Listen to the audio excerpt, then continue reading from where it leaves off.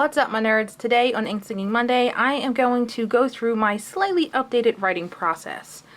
Keep in mind that the only reason that we share our writing processes is because that every writer is different. And the more options that you expose yourself to, the better you can tailor your process to better suit your personality. It always helps to see other people's writing process because you never know what you're missing out on. This is all I need to make a book. Oh, how I wish it was that easy. Calyn's writing process, step 0. Before I start writing any new project, you obviously have to have the idea for it first. That is why you will never find me without my Evernote Moleskine notebook. I have already gone through 2 of these bad boys this year, and this is my 3rd, and it's so fresh and so clean and ready for all of my messy handwriting. This right here is where all of the magic starts. Step 1 of my writing process is beat sheets, aka plotting the crap out of everything. Once I have a few pages of my Moleskine jotted down with a new story that I just cannot stop thinking about, I start plotting. If you're a regular to this channel, you probably already know that I am a hardcore plotter, more hardcore than your average everyday bear. I spend about a month planning out a book before I even start writing. Beat sheets are essentially blueprints for your novel. It sets out the story into 4 main parts: the setup, the response, the attack, and the resolution, which I have highlighted in green on my sheet. Now within each part are the milestone scenes, which are all of the gray areas that you see.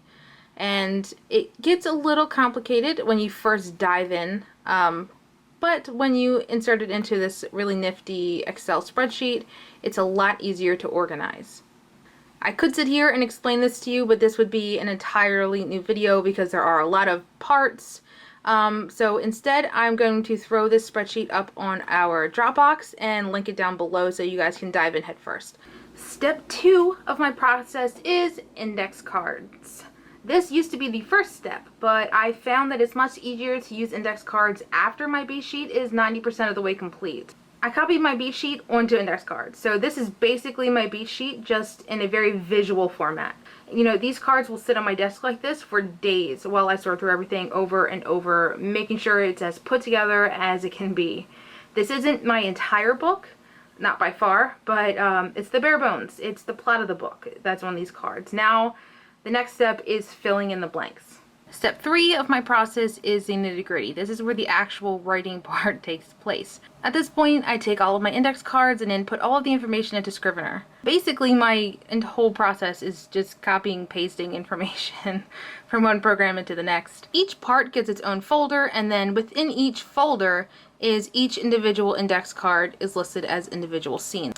I do the individual documents because at this point, I don't like to focus on chapter breaks or anything like that. I focus only on the scene by scene basis because even now, after all of the plotting that I've already done, there will be rearranging of scenes and milestones and probably rearranging later on. So having them listed out as scenes makes that so much easier. Once all the milestones are nice and neat, I write out as much as I can in each milestone to help foster some of that momentum and to get the tone of the book implanted.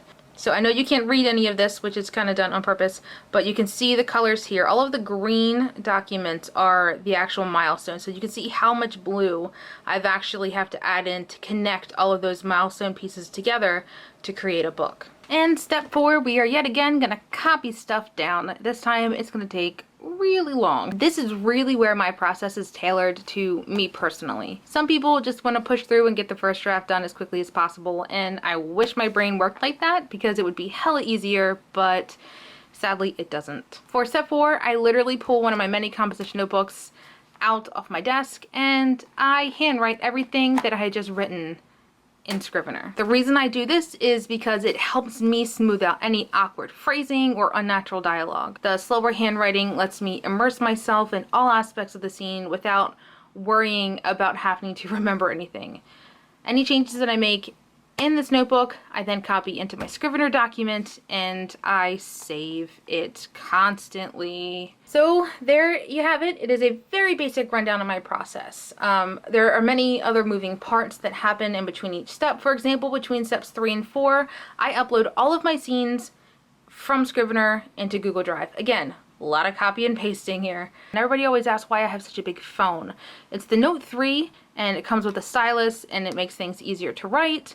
And that's Castiel, that's my boo. No matter where I am, if I have the fever to write or if I have a scene in mind, it's here. Like, it's all here. Also, another tidbit is that during step 3, the actual writing part of my process, I like to use dual monitors. My laptop is where I keep Scrivener, and the dual monitor is where I put up my inspiration board for whatever project I'm working on. And this board is actually locked, meaning I'm the only one that is able to see it. So this is just a quick preview of what I've found that I tagged for my current project, and it's really creepy and gory and horror and awesome. So that's all you get.